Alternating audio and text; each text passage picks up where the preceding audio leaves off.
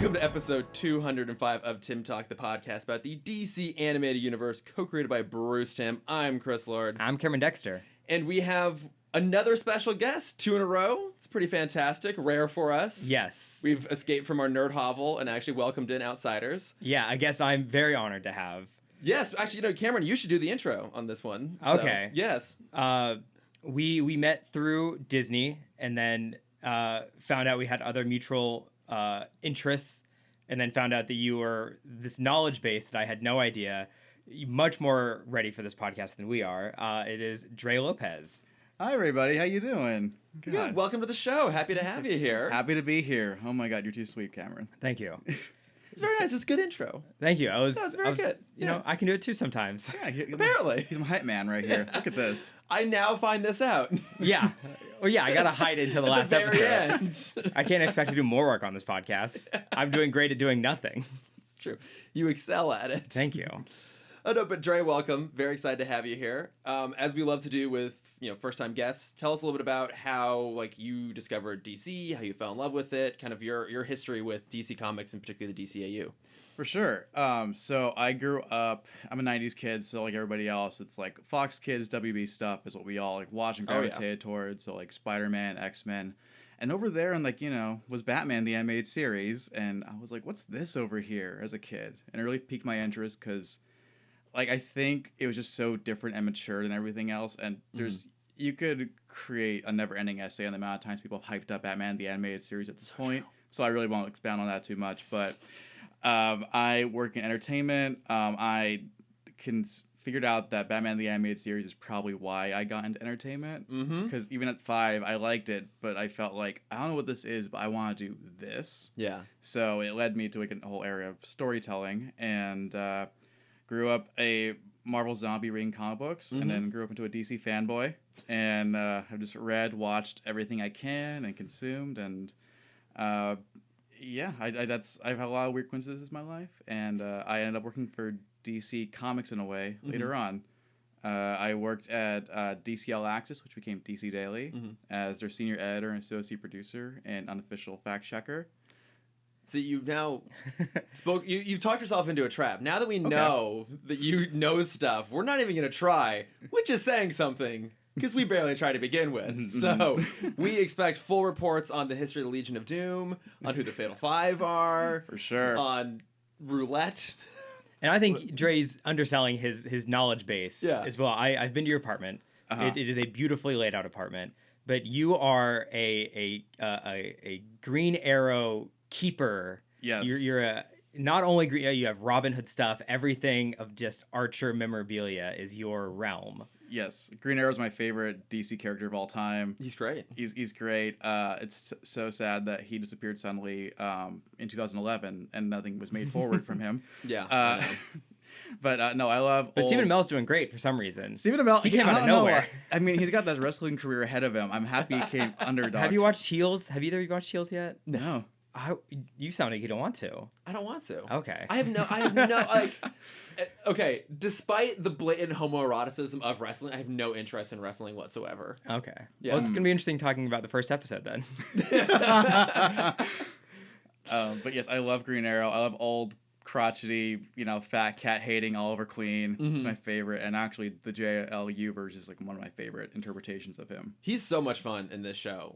He just brings this unique energy. So I'm very curious, were you really upset when they never made that Supermax movie that sounded amazing when it was Green Arrow trying to escape from the prison with all the DC villains? You know what? Over the years, we've read so many things, even going back to Wizard magazine. Of Edgar Wright's gonna make Wizard magazine. Oh my god! Talk about a throwback. Wizard and Toy Fair were my fucking jam growing up. The Toy Fair Twisted Theater is still some of the greatest comedy ever created. Oh my god, I have those trades somewhere. Exactly. So yeah, they're in a box in my parents' attic. Exactly. Somewhere. They're so funny. You wouldn't understand, Cameron. You're too young. No, I don't. We're talking about Nickelodeon magazine. Yeah. Also, you can't read. We've established that is true. They never put Toy Fair out as an audiobook, so you don't know what we're talking about. But you see these things where Ant-Man's gonna be made up by Edgar Wright, and oh fuck yeah, I look Ant-Man, and then it wasn't. But Supermax was a cool idea, because I love Oliver Queen, but I also love deep cut villain characters, and it was just gonna be chock full of them. So maybe one day something like that'll happen again, but right, maybe someday. not. Although, I don't remember, was it David Goyer who wrote it? Do you remember who wrote it? I think it was David Goyer. Oh, Ooh. before he became too David Goyer-y. Yeah, that's one of those who are like, he is attached to really great stuff, but more often than not, a lot of his stuff's pretty shit. So I'm like, To be fair, he wrote the beginning of one of my favorite JSA runs back in the early aughts. Like, he and Jeff Johns joined him, and then he bailed, and Jeff became Jeff Johns. Yeah, from it. But so that's my one Goyer thing besides Dark Knight. I'm like, he was good then, guys. Right. Yeah, and that's the funny thing. It's like he's kind of one of those guys that he's co-written so many amazing things. Like, wait, is he good or not? Yeah, I don't know anymore. Yeah, he's kind of like the long-running writers in the James Bond franchise, Neil Purvis and Robert Wade. You're like, you've written some of the best Bond movies, but also some of the worst Bond movies. So what's your deal here? Are you actually talented or not? Exactly. Is it the Nick Cage conundrum? No, because I think it's when Nick Cage is bad, it's not his fault. Okay. But also, I feel like when Nick Cage is good, it's not necessarily his. It's because of him. He has talent. He needs a good director and a good script to get him there. Okay. So yeah, but we were talking a little bit before we started recording about how like challenging it is to be a DC fanboy and like in this era, because as you're saying, like when you worked for DC, you tell people like, oh, I like Marvel better. It's like, well, one, you didn't have to say that. You could have been like, oh, that's cool. Like, congratulations that you work for a company that you enjoy. But it is true, because we're always talking about this as well. It's like DC through and through. Like, my whole bookcase is pretty much all DC stuff. Like, I noticed that. It's great. I barely read anything Marvel, but at this point, they make better movies, so everyone knows it, and I like their stuff. I'm like, I just want the good DC shit. Yeah, I mean, they've done such a good job just saturating the world. Yeah. Of, like, Marvel is top tier now. Yeah. And you can't get that with just Batman the Animated Series and Teen Titans. Yeah, and Young Justice. And Young Justice. I have not watched the latest season yet. I keep meaning to catch up on that. It got better. Yeah, it's not great. Okay, yeah. Yeah, it's still a little long. I don't know. The good thing is I work for Disney Plus now, so I get to say I work for Marvel, and I'm like, isn't Marvel great, everybody? Yeah, isn't Marvel amazing, guys? I'm more of a DC guy. Oh, that's nice. Wait, so then, real quick, you love Green Arrow. What are your feelings on Hawkeye? On Hawkeye? Yeah. Okay, so like the series or the character or A little bit of all of it. Okay, character in general, I liked. I think the Ultimates, when Mark Miller wrote that version of him, really destroyed that character. Okay, yeah. It's dark, but also Matt Fraction really took a hit to him because he wrote him in a very Matt Fraction-y fun way. I took away the old West Coast Avengers 80s style. And it's not like I grew up with reading these 80s comic books. Sure. Fucking from 91. Yeah. But, the essence of that character, I think, went away. I still like him nowadays, but he's not like my Hawkeye anymore. That's fair. Yeah. And then the series, when it was coming out week to week, I had trouble with it because it felt like Haley Steinfeld was acting at like a 10, like having a great time. And then freaking Jeremy Renner's like at a 3, like Natasha's dead and I want out of this series. But then I watched it all in one day, like all 6, and I really enjoyed it that way. Okay. So yeah. I turned around on it. I think that's fair. Yeah, I mean, we've talked a little bit about like the Marvel shows, and I think that was probably my favorite one that's come out so far, just because it was it was the most consistent. I had a lot of issues with both the WandaVision finale, especially the Loki finale. Gotcha. Okay. And actually, like, What If seems to be forgotten in all of it. Like, What If's actually really pretty solid through most of it. But yeah, for me, it's Haley Steinfeld and Hawkeye, which makes it so great. Plus Florence Pugh. Anytime the two of them are on screen together. Oh my god, give me that series. Honestly, yes. Like, I just want the two of them in a movie, a series, whatever. Just give us more of that. They're amazing. Absolutely. Yeah. And I think we can all hope at this point that Jeremy Renner's basically retired. Well, he's got his music career ahead of him. That's true. He's got what? His music career ahead of him. He put out an album. Oh, yeah. Like, I think it's 2 albums. Maybe. I think like 2019, I want to say it was like his first album or something like that. Oh my god. Okay, I'll give this up after. I mean, so does Haley Steinfeld, so she's going to guest on one of the Exactly. songs. So that was the funny thing. I was listening to an interview with the two of them, and the journalist asked, like, oh, you both have like a music career. Did you guys ever sing on set? And you could tell that Jeremy Renner was trying so hard to not really talk anymore about his music career, and Haley Steinfeld was being very tactful at how she answered the question to try and move on quickly. Wow. That's so interesting. Okay. It's very entertaining. We're not recommending anyone go actually check out his album. I have not. I think I can just objectively say it's probably bad without having to listen to it. Yeah, so. Or his app. Oh, that's right. What was his app? The Jeremy Renner app was he basically was making a Facebook for Jeremy Renner fans. Whoa. Yes. And some like horrible group got a hold of it and they kind of like took the app captive. That's It wasn't the neo-Nazi party, but it was someone kind of okay. Yeah, not on that level, but of like that ilk. yes. Yeah. So they had to shut the app down because there was like no filters set on it. Yeah. And so it was like a public space for you to talk about Jeremy Renner in his music. That's so weird. It feels like those old sites you go to when like a movie came out, where like download like the wallpaper of Jeremy Renner. Yeah, you right. know, where's the Jeremy Renner filter? We can look like Jeremy Renner. Like, what could that app possibly give you? Just a free space to talk. Finally, Yeah. Because not enough of those on the internet. So, all right. Well, shall we move into our episodes here? Yeah. Let's do it. So, okay, Dre, I know you wanted to talk about, was it either one or the other or both of these? I can talk about both of these. Well, I mean, we'll talk about them, but you requested these I'm gonna get kicked specifically, right? Yes, I specifically requested Far From Home because I'm a big Legion of Superheroes fan. Okay, cool. Great. Because somebody has to be. No, that's fine. I actually read some Legion comics earlier this year. They're pretty good. Oh, hell yeah. Okay, just wanted to know because then, want to give you due time to explain why it's particularly important to you, but we'll get to that in the next episode. So starting things off, we have Grudge Match. So in this one, Roulette, the former organizer of the Meta Brawl, is strapped for fighters while Lex is in need of cash to further his work with the Brainiac Fragment. They decide to form an all-female fighting league, the Meta Brawl Glamour Slam. Fantastic name. And when Huntress finds an exhausted Black Canary off her game, she follows Canary back to the slam and discovers that this time the fighters are brainwashed female Justice Leaguers. So, a very interesting setup for ultimately what is just some really great fight choreography. Fight choreography, I will say that. There you go. So, yeah. You did say it. It's Made it hard. through. I had a challenge saying it, but I found it eventually. What'd you guys feel about this episode? What'd you think about it? I love this episode. Not surprised in the slightest. This was after I remember watching this one when I was younger, and like it's a fun episode. It is very fun, very entertaining. But in a world post the series Glow, and now that I know about like the Glow world, I find it so much more entertaining. Okay, yeah. But also there's two branches that I would love to explore with this, and I'd love to talk to you guys about after we get everyone else's perspectives. This technology they used is so evil and powerful. They have so many ways they could have used this better to get easier money.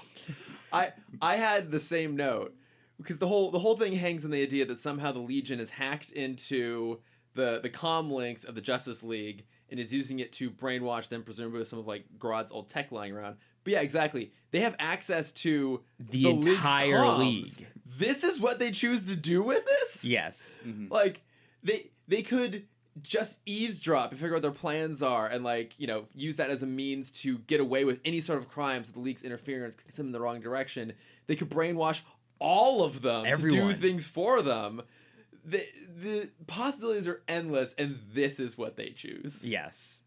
And then the B idea of all of this, there must have been, I mean, this was done in the 2000s, so we kind of missed the 80s, 90s era of wrestling, which again, I don't know a lot about. Yeah, I don't know But anything. this plot must have played through in WWE at some point, right? Where you have a bunch of brainwashed fighters coming in, where you have friends fighting friends because they're not in control of their bodies. Like, that is like the basic level of wrestling, I feel like. I don't know. I mean, like, I don't know. They got too deep in there where they're like, this is the alternate universe, Earth 2 John Cena, come a fight. Yeah, what little I know about wrestling, I feel like science fiction is never incorporated into it. I feel like it's more human drama. Well, they're missing a big... Well, that's what I'm saying. I feel like in the 80s and 90s, you could have gotten away with that a lot more. Maybe. Yeah. I mean, there was a whole chicken situation. The few stories I know about WWE, there was a wrestler who was a chicken, who was dressed in like just a full chicken costume, and before a fight, he laid an egg. Okay. And something was in the egg. No, it was another... It was before the fight, he laid the egg, and there was another fighter in the egg. And when the fight ended, the guy came out of the egg, and I think he fought the chicken. I love this so much. What the fuck? Yes. And I wish I was creative enough to make that up on the spot. I am not. That is a thing that happened. You know what? I said a lot of big games saying that it'd be crazy at a mind control storyline, but you got chicken storyline, so why not? Yeah. Now knowing that there was a whole chicken storyline, yeah, exactly. I retract my assumption. I mean, really, it's just pulls. Macbeth when you think about it. You say it's just Macbeth? Yeah. Everything is Shakespeare at the end. Oh, yeah, okay. a man killing his father. Oh, you know what? Again, I can talk a big game. I question the Macbeth thing. Yeah. You're right. I honestly assume you just pulled like the smartest sounding thing possible and rolled with it. No, you actually had something to back that up. I'm impressed. Thank you. I mean, I'm assuming you've never read Macbeth. I have read Macbeth. Have you read it or have you listened to it? I performed Macbeth, you motherfucker. You're saying it out loud right now. Yes. You're breaking the curse. That's only twice. Oh. That is like 4 times. Oh God. But isn't it, you can't, can you say it generally? Can you not say it on stage? I forget the rules. You can't say it backstage. You can't say it backstage. Okay. Okay. Then it's just the play. Yes. Right? Oh, okay. Mm-hmm. Did anything bad happen to you because you said Macbeth while you were performing it? No. Oh, okay. I don't know. Maybe the curse was long running and it eventually put you onto this podcast and now you suffer for it. Yeah, I mean, there's many other curses that I feel in my life. But yeah, I'm with you on this. Like, it's a weird justification for how they've brainwashed everybody. But if I guess you put that aside, the actual conflict through here is pretty fun. Like, it is fun to see a little bit more of the Vixen She-Ra thing kind of play out a little bit, where like they're kind of forced to fight each other, but they're kind of holding back all at the same time. You know, I also love the Huntress Black Canary dynamics. Obviously, we got a little bit of that in, remember the episode name? Double Why? Dare. Thank you. Thank Don't you. point at me. Yeah. It's like one of your favorites of all time. That's why I was pointing at you. A Double Date, yes. Their dynamic is really, really fun because I just love how much Huntress does not give a fuck about pretty much anything, but is still, you know, a person at heart and actually cares about her fellow crime fighter. Mm-hmm. It's kind of a fun dynamic. Dre, like, this was the episode you were forced to watch, so you could talk about Far From Home. How'd you feel about it? I thought this was kind of like mid-tier Justice League or like below average to me. Okay, yeah. So I'm sorry, Cameron. No, that's fine. I'm used to No, this. yeah, it's well established Cameron has terrible taste. It's all good. No, but it's just like I think it's because of a combination of things. One, I'm not a big Huntress fan in general. Okay. Like even in the comic books, I've never connected with that character. Mm-hmm. Although I love Black Canary, so that gave it a lot of points. Yeah. This season is very Silver Age heavy, like love, like crazy ideas. Like you get like, the Flash episode, you get like people turning into apes. Like it's all these the over the top. ape episode, yeah. The ape episode, which I adore the ape episode, but like this does not do it for me. Yeah. And also because it falls into one of my least favorite tropes, which is heroes fighting heroes. Mm-hmm. Which this whole episode is just one giant excuse of like how can we get a lot of cool heroes fighting each other? Yeah. And every time that some writer has to do it, they always find some good way to do it. This one felt a little flat because, again, like you guys brought up, the comlink thing doesn't make too much sense when you Not a really lick. think about it. Yeah. It's like, oh, we hacked into their system. It's like, let's stop and talk about how we did that because that's really impressive. Yeah. We struggled for a long time figuring this out. And it's like, oh, not only that, we get to mind control them now. It's like, who? Who in this place figured this out, and why is he not running instead of Lex? Exactly. So, and why is this what you chose to do with it? Yeah. Why, So is Sonar the one that figured it out?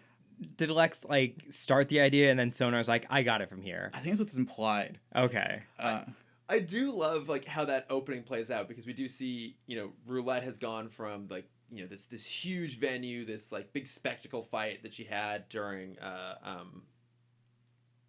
I'm blanking on episode names. Doesn't fucking matter. Before, and now she's in like this tiny little basement thing. You get two like completely random guys fighting each other. It's not Catman, which I assumed based on his look. I guess it's a character called Hellhound. Yes. Okay. Despite the fact that he looks a lot like Catman. And then the other one was what was it like? It's not Shatterhand. Shatterfist. Shatterfist. I was Yeah. close. Very quick. But I did think that was Catman, like when I first watched the Same. episode. But this was before the Catman Renaissance in the comic books. Oh, okay. So like he was around. He had a but- renaissance? Yeah, because he was like a joke character forever. And Was then it because of Catman from the Fairly Odd Parents, voiced by Adam West? It was not that. I mean, I wouldn't say that was the preamble to the Renaissance. Okay. It was because Gail Simone wrote him as the lead character, or one of the lead characters in Villains United, which was a mini series that led into Oh. Infinite Crisis and then Okay. Season 6. Makes sense. Yeah. Yeah. So there wasn't much Catman love as there is now. Okay, yeah, because I guess he's had enough of a resurgence. You know, he appeared in the Lego Batman movie. I have a Catman Lego up in my wall there, a little minifigure. So yeah, because like I assume that's who it was because that's exactly what it looks like. I have no idea who Hellhound is, but Right. yeah. So you know, she is strapped for fighter, strapped for cash. Lex also needs cash because he can't figure out how to lock Brainiac or whatever. Yeah, we're also just ignoring the fact that he's probably the richest man in the world. But he did say that the government has frozen all of his assets. Okay, Like, he is a criminal on the run, you know. I mean, one would presume he'd have stuff stashed away somewhere. Right. But whatever. You know, that is a much smaller overlooked logic leap than other ones in this episode, so I'm willing to give it a pass. But what I really love is that, you know, basically Roulette's there trying to convince Lex to loan off some Legion of Doom people for her fights. And, you know, she's being flirty, which of course upsets Tala. So they about get into a fight. And Sonar is just like gleefully excited about this. And Lex like, oh my God, Sonar, you've given me an idea. It's like, how is this Sonar's idea? Like, if anything, as weird as it sounds, shouldn't you credit the two women who are about to fight each other with this idea? Not the random dude who happened to be in the room who has sonar powers? Well, again, I feel like this is just how Glow started. It very well might be. I mean, it's a fun idea, though, what ultimately it leads to. Mm-hmm.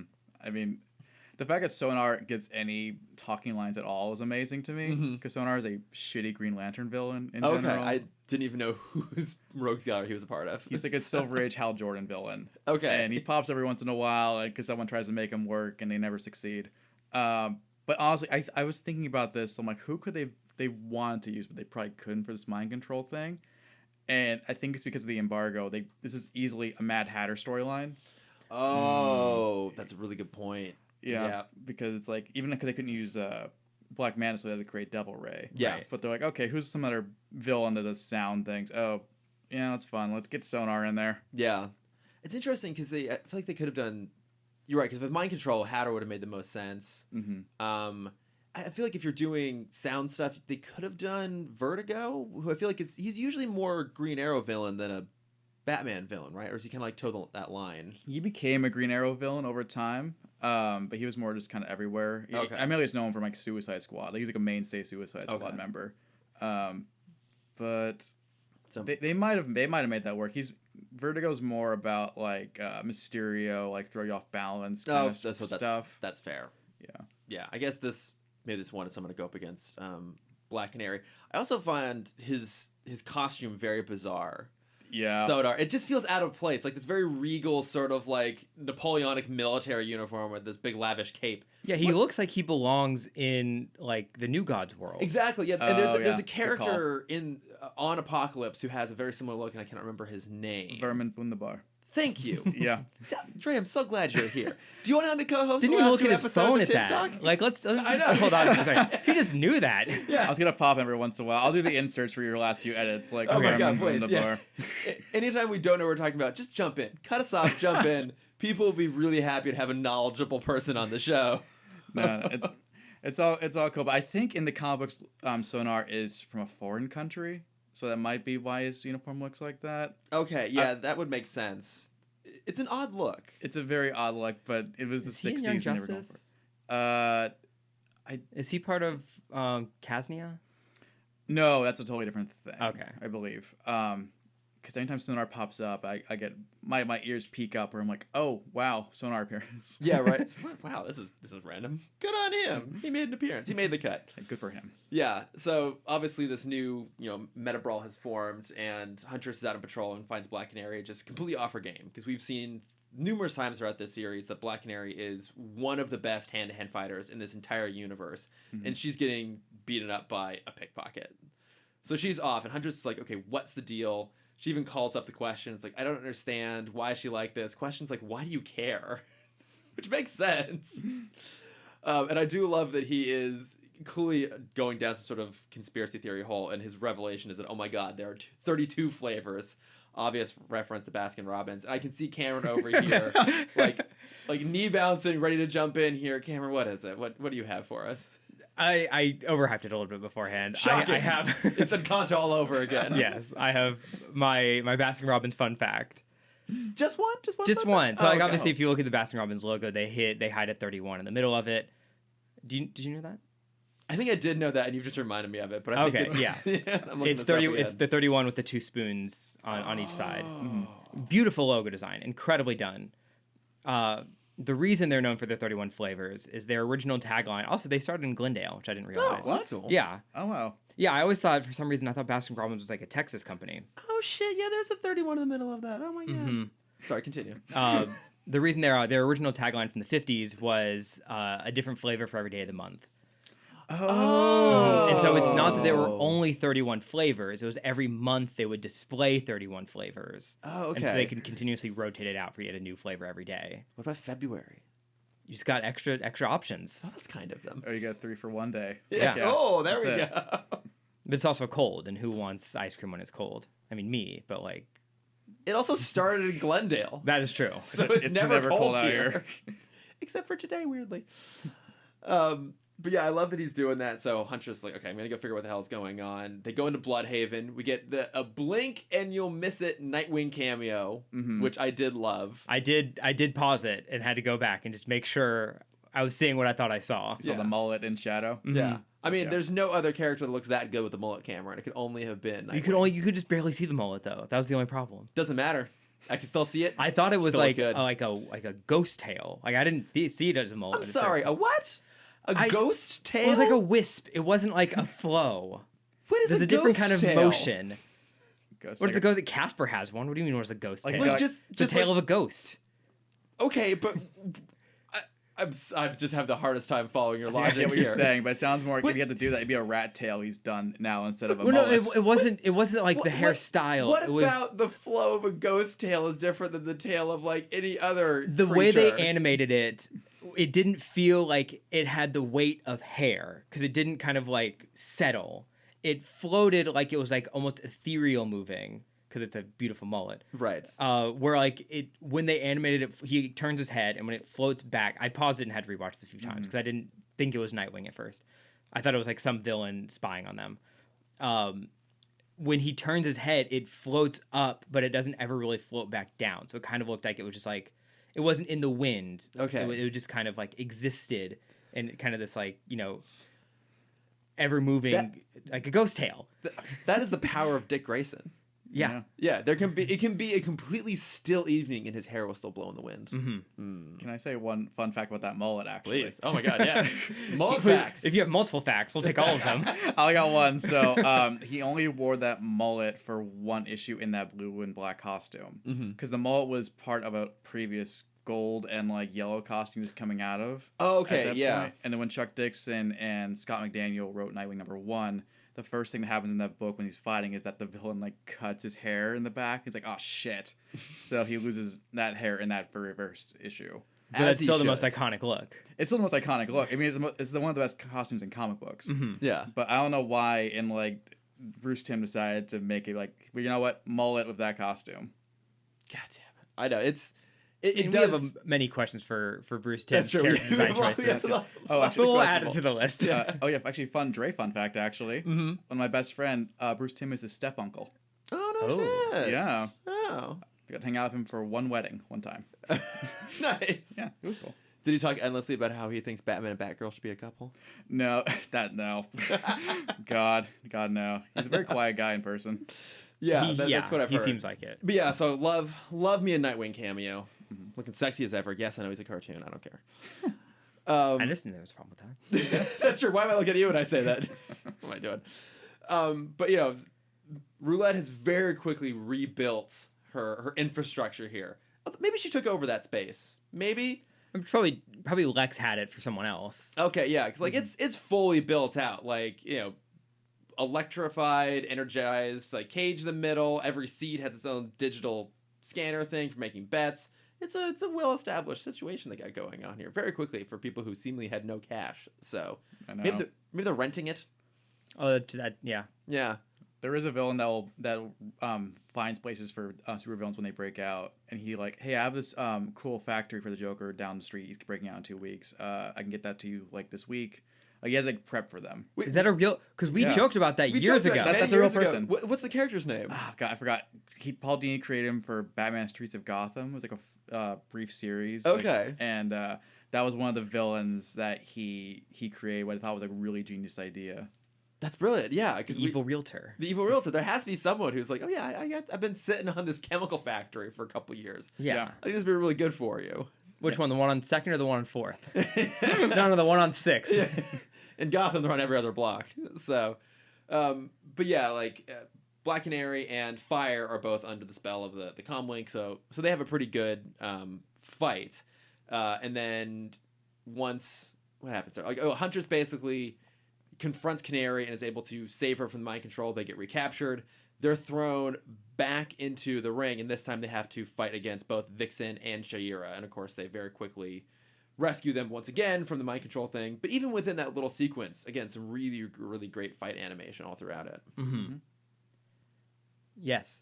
Okay, I just assume if I say the word animation, you're gonna have something to say about it. I mean, like it is very nice to see, because we comment on the fight choreography fairly often throughout this series, throughout the entire DCAU, and most of the time it's kind of punch me, punch you, kick me, kick you. Oh, I'm down. Just kidding, I'm up, and now I punched even harder, and now I win. Yeah, pretty much. But seeing them do like actual like combination moves, and I think when the next character comes in, there's a great moment where Black Canary does like this heel kick up, and at the same time Vixen comes in and it's like full on elephant tackles her to the side. Yes. Like it's so on point together. Like it's cool. Like I wish we got to see moments like that of just like training.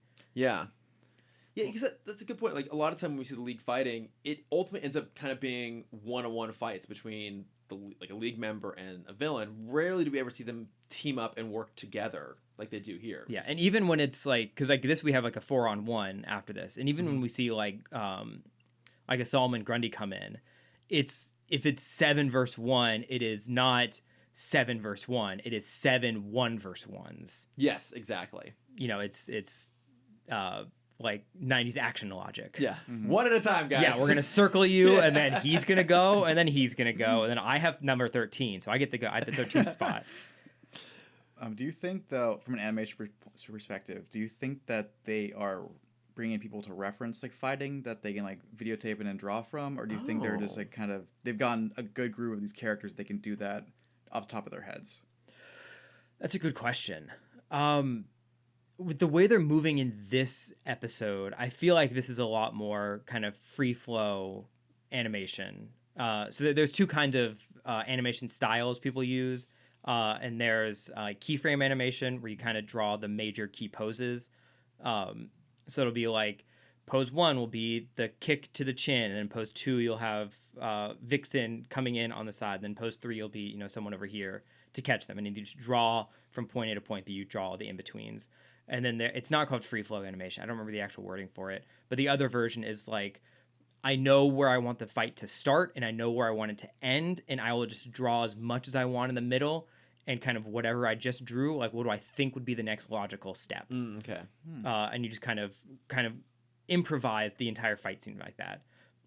That is much bigger in Japanese animation. They love to just kind of free flow it, whereas in American animation, because like we're corporatized, it's much more of a rigid structure. But you can definitely see like when characters are given the opportunity to or when animators are given the opportunity to just like free flow, that's when like the crazy fun stuff usually comes out, because there's nothing holding them back.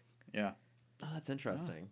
Yeah, I feel like a little bit more of that is happening here, where they're just like, just go to town, just animate this however you want. Like, this is one of those episodes that feel like the plot was kind of secondary to the concept of like, okay, how do we do this great fight sequence and have all these characters like go up against each other, and what justification we have for coming up with it. And I have to say, again, it's silly, but it pays off, because then, as you talked about, there's this 4-on-1 fight where now at this point, Black Canary, Vixen, and Shayera have all been, escaped from the De-brainwashed. They've been de-brainwashed, and so who do they have to fight up against now? It's a brainwashed Wonder Woman. And I love this because it just goes to show how powerful Wonder Woman is, how aware everybody is that she is that powerful. Like, not only does Roulette and the Legion know that Wonder Woman can take down all 4 of these other heroes on her own, but those 4 heroes know that Wonder Woman can take them all down. Like, they don't even really try and fight. Like, okay, how can we slow her down long enough to escape and find a solution out of this? Because they very quickly bust through the cage. And I feel kind of bad. They basically just leave Vixen behind to go one-on-one. I did notice that, yeah. Which is like, I mean, I guess of the 4 of them, she's probably the best choice because she has so many additional powers she can draw on. But even when she goes full on elephant and tries to charge at Wonder Woman just catches her and throws her. You can't compete against her at that point. I think the saving grace of that is that because she's not her peak self, that there's a lot of like sloppiness that could happen if it was pure aggression. Because even like if it was just Black Canary and Diana like sparring, Black Canary is a far better fighter than Wonder Woman is. Right. Because like Wonder Woman's like obviously trained and disciplined, but Black Canary was like trained by every member of the JSA she grew up with. You know, she's master like Taekwondo. Which is basically just throwing. If they're coming at you, they're throwing their force, you know, against themselves, kind of. So that's all Wonder Woman does, really, is throw fists. So but I forgot how do they defeat Wonder Woman at the end? They deactivate the brainwashing device. Oh, that was it. Yeah. So they, I think they hit her enough, and then Vixen is able to get her arms around her, and then takes on the powers of like an anaconda, and it's able to like squeeze her just long enough they can go through and pull the comlink out of her. No, ear. I thought they break the machine because they capture sonar, and then Huntress holds the what's the weapon called? The crossbow. And then they're like, how do you deactivate? Because Vixen is holding Wonder Woman. Wonder Woman escapes, and she's about to smash Vixen and Hawkgirl's heads together. Yes, you're right. Because I had a note here that they did that thing kind of twice. Like twice they had a moment where right before someone's going to get hit, they stop. So the first one was when Vixen is holding Wonder Woman, and Shayera's about to slam down with her mace, and Wonder Woman escapes, and Shayera pulls the mace back like an inch away from Vixen's face. And like, oh shit, like was she just gonna do it anyways? That was a great moment. It is a great moment. She says a line in there too, like, I thought we were past this or something like that. No, it's like just when we were starting to get along. Oh, yeah. And this is when Shayera is still brainwashing Yeah. Vixen is not, and they're just trying to get him out of there. But it's, you know, for, you know, a very overused trope of, you know, the two women fighting over a guy, I actually think they do a pretty good job of showing that these two characters do like each other and respect each other and are finding a way to get along despite their differences and do see each other as equals. And it's not really just about John. They have their own unique dynamic, which is rare considering how often that happens.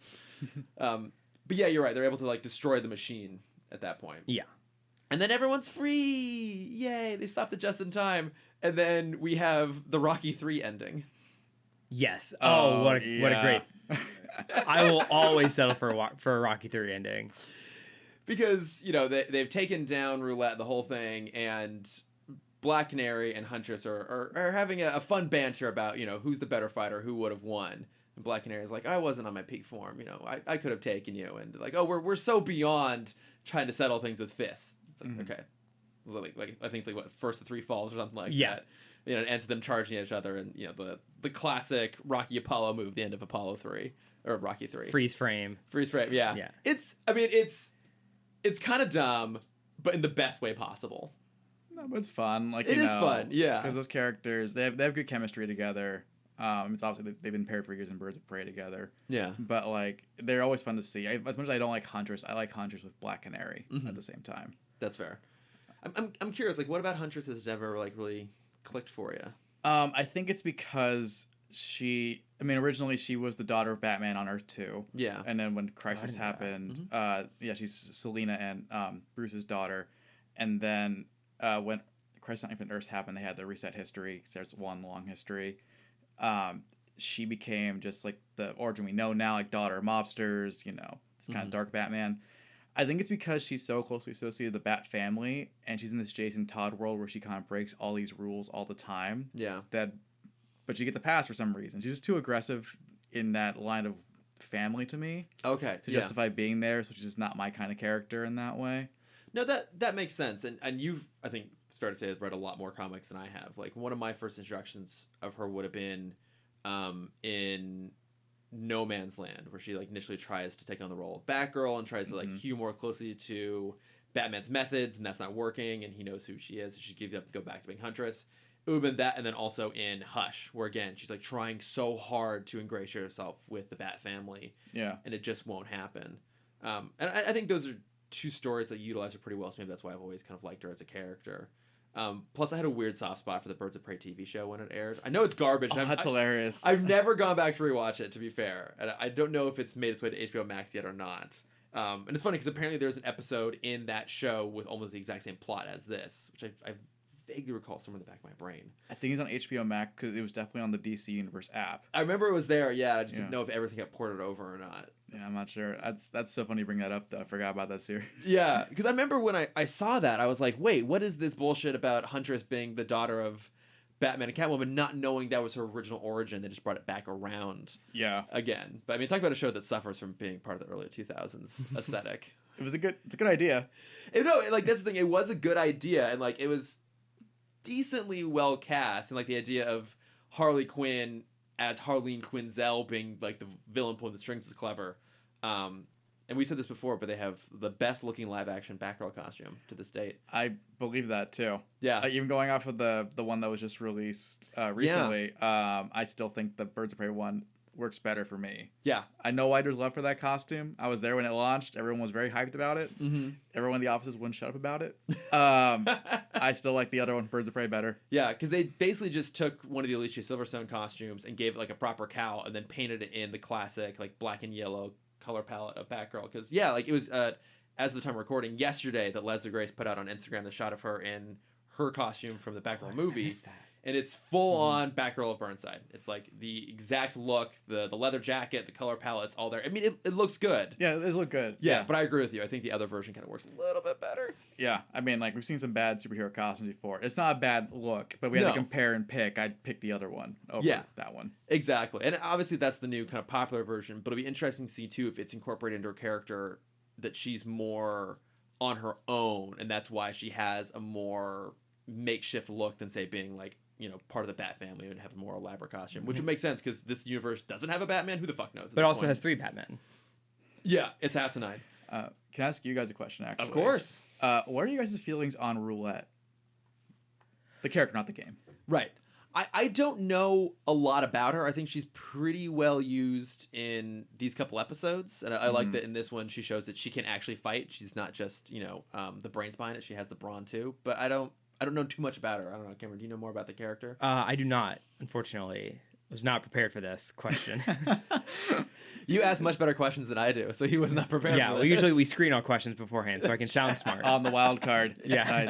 Nice. She's not used much in the books either. She's a big JSA villain, actually. Oh, interesting. Yeah, because I think it was David Goyer and Jeff co-created her, and eventually just Jeff took her over. Mm-hmm.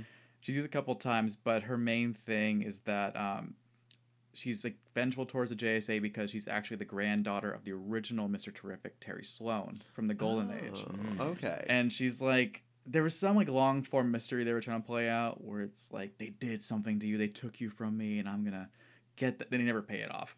Of course. But I think it plays into the whole slogan of all the Mr. Terrifics, which is fair play. Mm-hmm. So I think it's fun that she's like, I'm Roulette. I'm trying to like do these fair play, you know, brawl thing, whatever. That makes sense. But I mean, here in the series, he's literally just an excuse for heroes to fight heroes, or for Wildcat to have a midlife crisis. So, right. You know. Do you remember the episode of Teen Titans? I'm sorry, Winner Take It All. Yes, I do. Where they have the grand champion come through. That's a good episode. One of the best episodes of all fucking time. Yeah, I'm right with you. Oh my god, we're talking about Teen Titans for a little bit. No. No. Well, because I mean, you brought up at the top of like you're not a big fan of the trope of heroes fighting heroes. I'm not. But I don't know. I feel like that episode does it so well because it's an ego trip. It is. At the end of the like, there's no. I mean, there is a villain, but for 19 of the 23 minutes, the villain is Robin's ego, and that's such a fun like dynamic. Exactly. I think I like that episode more. It's interesting. This is a great question. Because that's you too, Chris. Gotcha. Because that's more of a competition as opposed to these are just like brain control heroes. Like it's in Marvel Comics, it is all the time in the 60s where it's like the Hulk versus the Thing, the Avengers versus the X-Men, and even the 40s it was Namor versus the original Human Torch. Where they found ways that people were mad at each other because they were believing in a rom-com way, like you did this and I'm gonna fight you now. That's more of a competition, like, let's see who's the best in a fun way to do it. Yeah. Which led to a villain actually stealing all their powers and themselves one by one, but they didn't know at the time. But, yeah, I think maybe that's why I favor that episode over this episode. Yeah, that's fair. I think if you give the characters a good reason to fight, it works. You know, it's like, obviously they'll find any excuse possible for Batman and Superman to fight each other. But usually the kind of the big ones, so like the end of the Dark Knight Returns, like that makes sense. Like there's an ideological conflict there that makes sense. Or even in World's Finest, like they have like one kind of quick scuffle, but it's them testing the waters. I don't know you. I don't know who you are. It can work. Yeah, I agree. Here, it's contrived. It's an excuse to make it happen. Yeah. But I am curious. So, we had, I'd say the biggest female league members, probably outside of Supergirl, are in this episode fighting each other. So I have the list of the other female leaguers. Is there anyone else amongst this list who you would like to have seen included? So we have Crimson Fox, Dr. Light, Gypsy, Ice, Stargirl, Supergirl, and Zatanna. Is there anyone else you would have loved? Zatanna. Well, obviously you're Sure. Zatanna. I mean, Zatanna, but that's like more. I think it's like cheating if you have her out there. Right, yeah, exactly, because she's not... I don't know if we ever actually see her, like, fight anyone. She just uses all the spells, and, it would be kind of a cheat to have her in there. Yeah. Oh, man. I don't even know what Crimson Fox does, I'm going to be perfectly honest. She's just kind of like vigilante. Crimson Fox always confused me because there's two of her. She's twins, actually. Oh, really? Yeah, this is back during Justice League Europe. Okay. Back in, like, the 80s, 90s. But I really avoided those comic books. Ice would be interesting because I like Fire and Ice have a really, really fun friendship dynamic over the years, and it'd be cool, especially because it's elements stuff. Yeah, no one else in that list really brings off to me. I guess she has pheromone powers? That's right, she does, yeah. That's so dumb. I mean, Gypsy, all she does is she phases through things. She's Kitty Pryde, essentially. Oh, okay, yeah. So, yeah, I guess there's really no one else they could have included. I mean, maybe it could have been fun to have Stargirl and Supergirl in there, but we already had an episode kind of about their conflict. I don't think it would have added anything here. Plus, if you have one hero that can be more powerful than Wonder Woman, it would be Supergirl. Yeah. So I'm kind of glad they didn't include anyone else. But hey, you know what? They picked the right people then. What I think would have been interesting, and I think it would have been a fun ego trip joke, is every now and then they have the villains come in, and with the mind-controlled heroes, they make the heroes lose. So you get to see Giganta come in and just, like, beat Wonder Woman. Oh, actually take her down. Mm-hmm. And so that, like, raises their kind of villainy level, because like, oh shit, like something happened to Giganta, now she's like unstoppable. Like we watched her beat Wonder Woman. We're also giving, like, you can expand the roster a little bit more at the same time, and it makes them feel better because villains need a day off too. Villains are people too. Yeah, Cameron. That would have been an interesting dynamic throw in there. But any other thoughts on this episode before we move on? Wonder Woman's entrance into the fight was so, like, that was the moment where I paused and I'm like, this has to be in WWE somewhere. It's so, like, just her rising from the floor in her pose already. Yeah. I just loved it. It made me so happy. It made me like, I should probably watch wrestling after watching that moment. Wow. Yeah, I think you might be underwhelmed by the time you get there. But Probably. I wish you the best of luck on that journey. Yeah. So, all right, so then moving on to Far From Home, not the Spider-Man movie, but this Justice League Unlimited episode. So when the Fatal Five brainwashed the Legion of Superheroes, up to the two Legionnaires left, Brainiac 5 and Bouncing Boy, to pull three heroes from the past, Green Lantern, Green Arrow, and Supergirl, into the future to stop the Fatal Five, but history says that one of them doesn't return home. So let's start off with Dre, as we talked about at the top of the show. This was the episode you wanted to come on for specifically. So you mentioned that you love the Legion in particular. So how do you feel about how this episode portrays the Legion of Superheroes, who haven't always had their due in terms of adapted stuff, TV, film, and everything?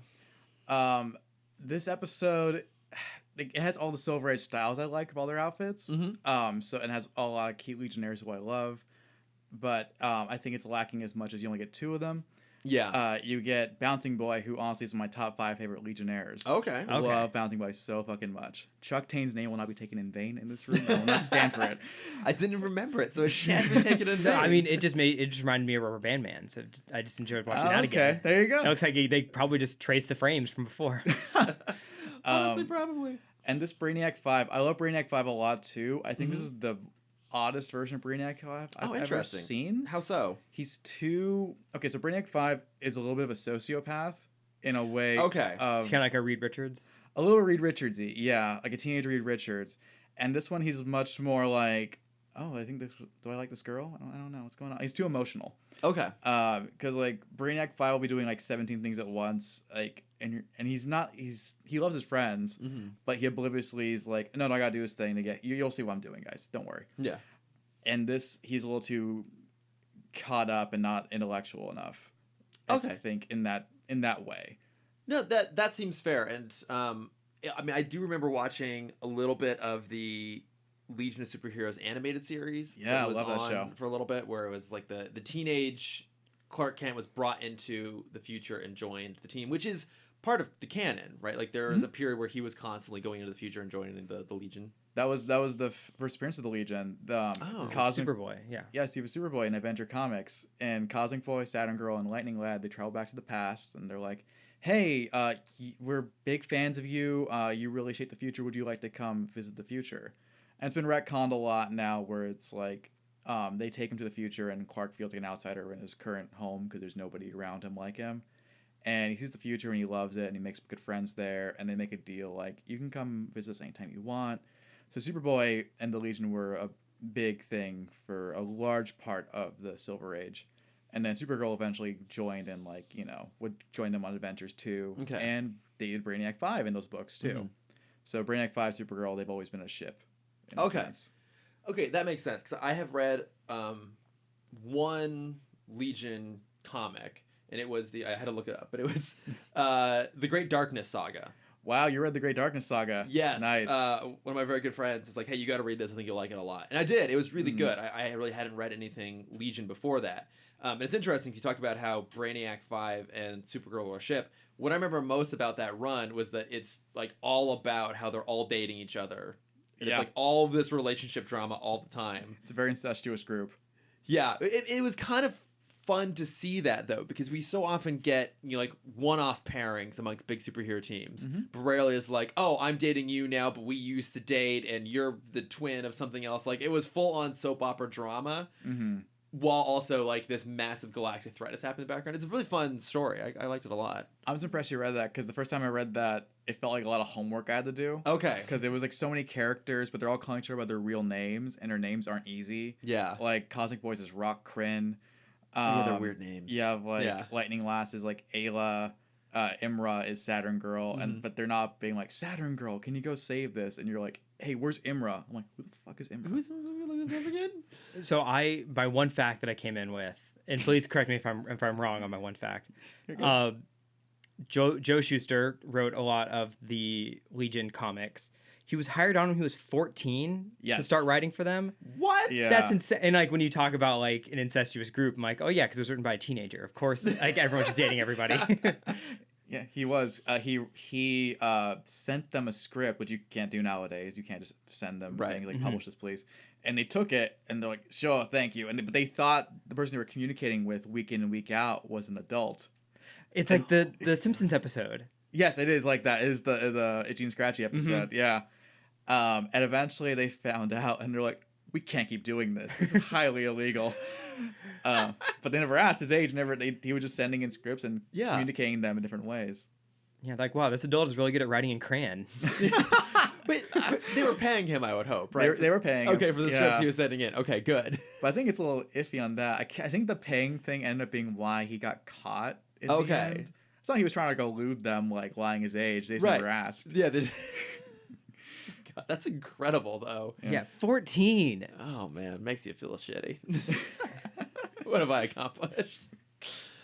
But yeah, so, yes, we get like a brief shot of the Legion. Most of them have been brainwashed by the Fatal Five. So, can you tell us a little bit about the Fatal Five itself? Like, obviously, we had Justice League versus the Fatal Five in the last few years, which is in this sort of like, we'll call it like loose continuation of the DCAU, but this would be like their first appearance. So, who are they? Like, why are they such a big threat that they're able to take out like the entire Legion? Okay, so I'm going to have to keep this concise here. Okay, so the Fatal Five first appeared in a two-part story, which is probably the most famous Legion story, because a Legionnaire dies and people didn't die back in that day. It's because they're also the first one that got brought back, right? You talking about Feral Lad? Oh no, I was talking about Lightning Lass.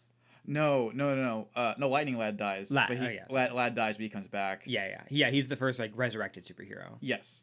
But Feral Lad's like one of the first people who actually stays dead in like a pre-Gwen Stacy era of things. Okay, yeah. But the members of the Fatal Five are Emerald Empress, and she has the Emerald Eye of Ekron, which was retconned to be a Green Lantern thing later on. Of course. Okay, that makes sense. Anything green. Yes.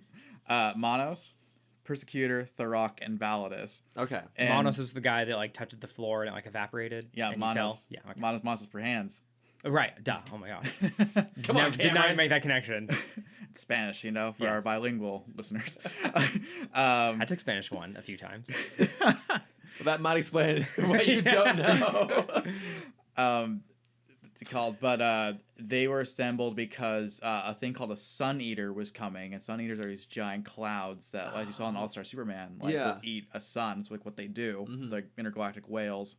And the Legion's like, we gotta figure out a way to stop this. You know, we couldn't do it. Maybe we need the like really strong supervillains who are wanted to help us out.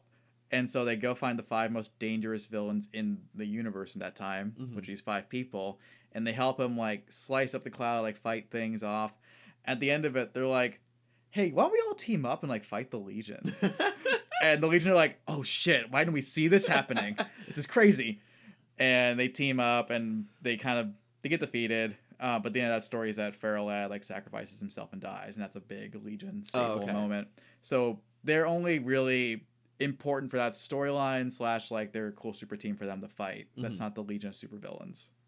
Okay, but I mean, I'm assuming maybe at least because they've appeared twice now in the DCAU, maybe it's either just they're like Bruce Timm's favorite, but they also seem like maybe one of the bigger named villains. Okay, they're a staple villain in that universe. Okay, which makes sense because then they seem decently powerful here. I mean, to be honest, it seems like it's mostly the is it Emerald Empress?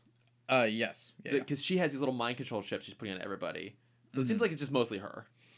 Yeah, it's mainly this episode, her, and like Validus is like the muscle because he's the big purple guy. Yeah, who's actually Lightning Lad's son. That was a retcon from the. This is where I get really nerdy about the Legion. Where I'm like, guys, did you know? No, please do. Yeah, Validus. I need to know it's not just me. Because Darkseid gets defeated by them in the Great Darkness Saga, which you read, and as revenge, at the time, Lightning Lad had twins with Saturn Girl. And he steals one of the twins and sends it back in time and deforms him to become Validus. So he never knows that, like, I'm fighting my own son. Oh, okay. Yeah. Classic comic book story right there. Classic comic book bullshit. Classic kid taken away from parent and transported to another time and place to become a villain. I hate when that happens. Love it. Love it all the time. Yeah, I mean, it's... again, my early exposure to the Legion would have been that animated series, and then, of course, the New Kids in Town, the episode of Superman, where the 3 of them appear, and they've always been just kind of like characters that I know in the background, but I don't know as well as the League or even like the JSA. But they're fun to see here, even if it's mostly just Brainiac and Bouncing Boy. And before the League members are drawn into the future, they're doing a training session with GL and Supergirl because ever since what have been like Initiation, their first episode together, he's been kind of a mentor for her in a lot of ways. And this episode even addressed the idea that Superman has kind of taken a step back and tried to let Kara be her own person, but maybe he stepped back too far. As Green Arrow even points out, like, look, she changed her costume to be more like you. Like, she's not afraid of living your shadow, being a part of your life. You're afraid of, I don't know, minimizing her role in all of this, and you're too far separated. Because it's her 21st birthday, and they're not even doing anything to celebrate. She's literally just training. Yeah. Like, she's taking this a little bit too far, and maybe Clark isn't being as supportive as he possibly can, which is kind of an interesting idea. That, like, dude, like, she's still your cousin. Yeah, and Ollie also brings up a great point of, like, Clark is like, oh, well, this is what she wants to do. And he's like, no, because she doesn't know anything. Because, like, when you came to Earth, you were a baby, so you only knew Earth. But when she came when she was a teenager, it's like she just can't live in this society. Yeah. She spent most of her life living in a crazy futuristic world like she finds when she gets taken out towards the Legion. It's like, this has got to be painfully rudimentary for her in so many ways. Like, we're so far behind where she was. That's gotta suck. Yeah, I mean, it's interesting because, like, we look back on the past with, like, such fond. I mean, I rewatched Midnight in Paris a few weeks ago, and the whole theme of that is looking back in the past with such fond eyes, right, and not appreciating the present. But they're kind of giving that a different spin of, like, how. I mean, I guess not really, because they're like, what is so good here that she could have anything, like, she could entertain herself with anything. Yeah. When she probably looks back of, like, oh, it's just like, it's like living back in the good old days. Yeah. How quaint. Yeah. It sets up this very interesting dynamic of where things are gonna go. And so right as they're like, Superman's walking back in to like talk to Kara and maybe try and be a little bit encouraging, like, hey, let's do something for your birthday. They get pulled out of time and taken forward to the future. And of course, Green Lantern's like, fuck this shit again. It's always Green Lantern. Yeah. They get stuck in this. Oh, yeah, and the second they start to bring up like his kid, Yeah. it's like, don't fucking talk about it. Yeah. Do you want to create a time paradox? Which, okay, I have to do this. Now my opportunity to like push my glasses up my nose here. But so, you know, they are afraid to tell. We've learned very quickly that Supergirl is the one who never comes back. And we know this because it's in the history books that 3 Justice League members disappeared for a brief period of time, and one of them didn't come back. That one was Supergirl. So they know that happens. At the same time, they're afraid of telling her that because it might somehow change the timeline. But the fact that they know this already sort of implies a sort of like looped, predetermined thing. Like, this always happened. She always went into the future. She, you know, never came back. Why are they so worried about creating a time paradox when it's already been predetermined this is how things are going to happen? Because it can always change. But can it? Because they already know this happened. No, it's a great question. Yeah, like it was always established that she was. It wasn't like they set a precedent. It wasn't like a timeline existed when they never got pulled in, and then it changed when they did. They always got pulled into the future, which implies that you can't rewrite it because it already happened. So why are they worried about telling her anything? It's always going to happen the same way. Yeah, but everything up to that point has been set. Because from that point on, now they're playing in the danger game. Because they even make the point at the beginning of the episode. The danger game? Yeah, they're. Is that like the danger zone? Is the danger zone an area of the battlefield within the danger game? It is. Okay. Yeah. They even bring it up at the top of the episode of Bouncing Boys, like, we can't do this because it could mess everything up. Because it's the conversation we've had once before of like, in this iteration of time travel, is it Harry Potter 3 time travel or is it Back to the Future time travel? Which even Back to the Future is not the best example because there's a lot of things in that movie that imply that they change history, but also how did Doc and Marty meet? Also, why do they call him Marty when she decides to call their kid Marty in the course of the movie? It doesn't matter. But like, the time logic of Back to the Future, as Endgame established, does not hold up very well. Right. Or I guess like I think the best version of this kind of predetermined history time travel is Bill and Ted's. Oh. Where they play in it where it was like, oh man, I wish I had the keys to the car. Wait, I'll just tell my future self to like leave me the keys to the car. Here they are. Like it's a great joke, but like that is how predetermined time travel would work. Yeah. I've heard a number of like, whenever people talk about like this, the speculation of how time travel works, like people point out to Bill and Ted like, actually this is probably one of the best examples.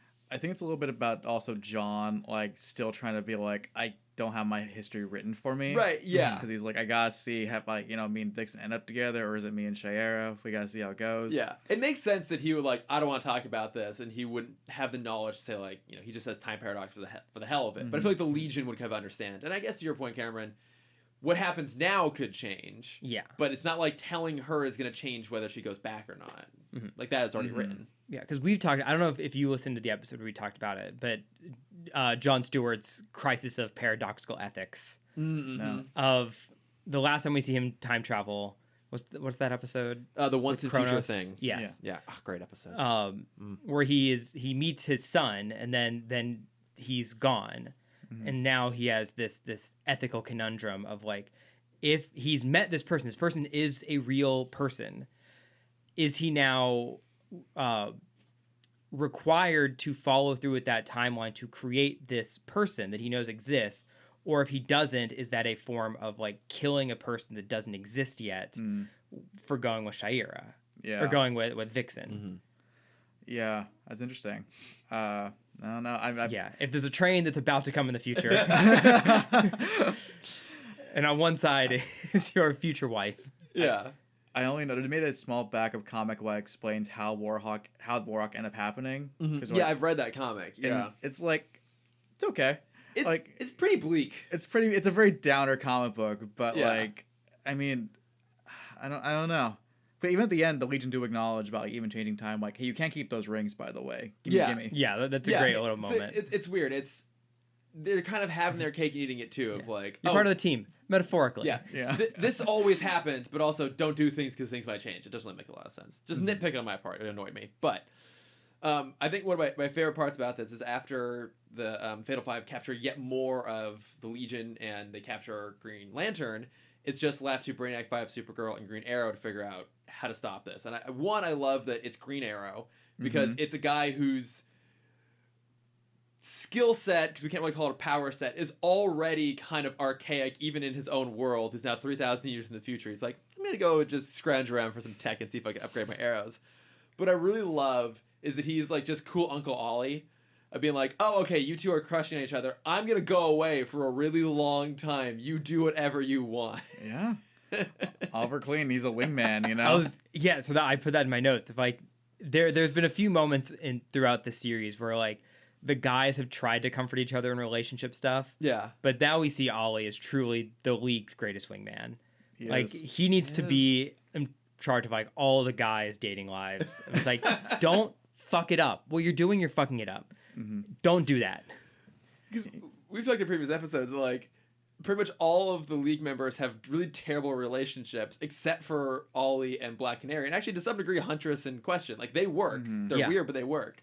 But yeah, he's like the only one that actually has a successful relationship in this entire. Oh yeah, we didn't even league. bring up that great joke from the last episode where they're talking on the phone. She goes, "So what are you wearing?" Oh yeah, Trench coat and fedora. It's like, you're bad at this.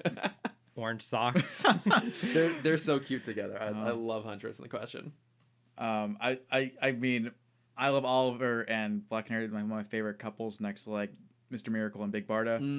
But Oliver also, like in the books, he's notoriously bad self-sabotaging himself. Okay, that makes sense. Yeah, he always ends up like ruining it. He cheats on her. He'll like self-sabotage it in a way like he's ruined their marriage several times because of it. So I think that's a good human flaw in him. Yeah, where he's like, I love this person so much, but I can't be happy for whatever reason. But in this one, he's just cool Uncle Oliver, like he's saying. Like it's like, I was like, oh, it's like I drive a pickup back home. I was like, was that a Star Cruiser? It's like, yeah, yeah, it is. Yes, it is. And that's a good point actually. Is that Ollie in this particular universe does get to just be this really great supporting character. I mean, he has a small. Well, I mean, he has an arc, especially over the first 2 seasons, where he's the guy that didn't want to join the league because he saw no value in the little guy. And at the very end of season 2, he's the guy who says, no, we need to stay together. So he actually has like a really substantial personal arc over the course of it. But he's not in every episode. The show's not built around him, so we don't have to have those things of him being self-sabotaging and constantly injecting new drama into his story. He mostly gets to exist as this character that is fairly self-contained and knows what he's doing and just get to have a happy relationship because he doesn't have to be the star of the show. Exactly. Which is nice. And I think it allows him to be super fun in this world because he's this kind of cool outsider. And they keep putting him in situations where he's even more of an outsider, like here. Yeah. And he never skips a beat. He's like, okay, we're in the future. We're just going to keep going. Yeah. He's very fun in that classic like Errol Flynn kind of way. Yeah. Where he's like, I'm here, like, oh, here's a sarcastic comment. I don't want to be here today. Like, whatever. But he's... It wasn't even supposed to work today. Exactly. Yeah. But he does have some great moments in the series. I mean, like, even him being like, he's, like you said, he's like, I watched out for the little guy originally. And Batman's like, well, the big guys, they step on little guys. He's like, oh, fuck, he's right. Okay, JLU me up. Yeah. Let's do it. Plus, no one ever wants to admit when Batman is right. I know. Because he's right all the time. I know. No one wants to fucking admit it. But yeah, I like that he gives room for Supergirl and Brainiac to have very awkward flirtation. I always have a problem when 2 characters like just meet and they just immediately like, oh, we're in love now. It never feels realistic to me, but I get it. It's a cartoon. They have 22 minutes. They have to try and make it work. Unless they made it a 2-parter. You son of a bitch. How dare you? I mean, you're the one that said you wish you had more time to watch the relationship kind of blossom. I did not say that. I didn't say I wanted more time. I said they didn't give it enough time to make it work. So if they gave him more time, you'd be more happy. I don't want to do this. I agree with you. I had the exact same thought where he's just like palm sweaty. Oh crap, I like this girl, and then she like gives him a smooch on the way down. I had the same thought, but then I was like, wait, she's 21. Yeah, he's probably 20. Like at that age, you're really great to kiss anything that looks attractive to you. Why not? Hormones are crazy. That's fair. And then she's about to go in the heat of battle where he's like, I might die right now, so here, you're a cute guy. Moi, out of here. I can believe in like instant chemistry and instant attraction. It's like that instantaneous like, oh, I love you, I'm gonna completely change my life for you sort of thing that I don't quite buy. And I guess they do establish that she has other reasons for wanting to stay in the future. One of them being like she probably misses being in a world where she knows what she's doing. She even like understands their technology because she had so much technology on her home planet. Like it's like little Sonic things. The remotes. Yeah, you just had to think to find it. You think and you can find these sort of things. So I understand why she ultimately ends up deciding to stay if we jump forward to the very end here. But yeah, I don't fully believe that it's just for this guy. Yeah. Who's also, I'm just going to say this, he's not that cute. I'm just going to throw it out 2005. Yeah, still. I know. There was a moment that in a world where Nightwing exists.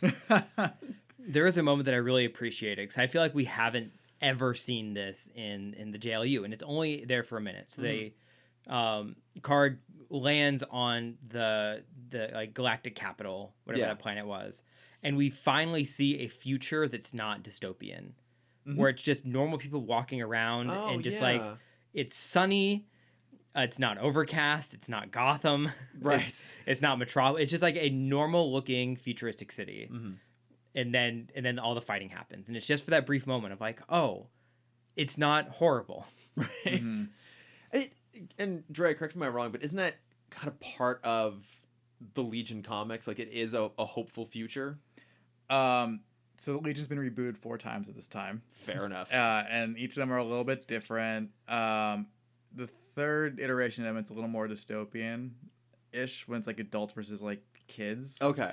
But the other ones, yeah, it's a pretty big positive future. Like especially if they're going off the 60s Silver Age one, it's a very like, you know, Superman is the person who like they look up to, he's really well celebrated.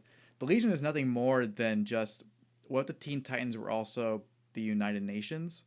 Because each member is a member of a different planet in the United Planets. Oh, and that's how they get indoctrinated into there. That makes sense. Yeah. And so if you think of it that way, where it's like if the Legion stands for this ideal of perfect harmony in the universe, then the Earth that they're on would be like the perfect kind of planet example, especially if that's where their United Planets is located. But yeah, it's a very positive place. Okay, yeah, because Cameron, to your point, you do feel that here. And yeah, like every other future we've seen in the DCU pretty much is bleak and awful. Even just like modern cinema, I feel like I feel like we haven't seen a movie or a series lately where you see. I mean, you were telling me about a show yesterday. Yeah, Station 11, which is on HBO Max, which it is set 20 years after a flu-like pandemic wipes out most of the planet. Obviously, cutting very close to reality, but about half the show is set in that 20-year future where we're not seeing the immediate aftermath. And the other half is the immediate aftermath. That's the stuff that's hard to watch because it's really close to home. But the future is meant to be a little bit more optimistic, and it's a lot about, you know, what art brings to the world. And obviously there's danger still, and there's always a lingering threat. But the intent of the show is to be a bit more about like that big gap, like what happens when you're really far and the people who suffered the trauma of the pandemic have been kind of died out or kind of moved away or like gone crazy, and it's everyone who didn't live through it and has lived in this new reality. They have more hope for the future. There's an element there while also being impossibly bleak at times. But yeah, most of our future set stuff is more horrific because I don't know, is anyone actually optimistic about the future? Is that just me? Not at the moment. Not at the moment. Even Blade Runner, like I feel like is kind of the neutral ground. Yeah, but I mean, even it doesn't. Yeah, it doesn't show it in a positive light. Yeah, and if anything, like Blade Runner, the visual language of Blade Runner became like the standard dystopian future for everything since.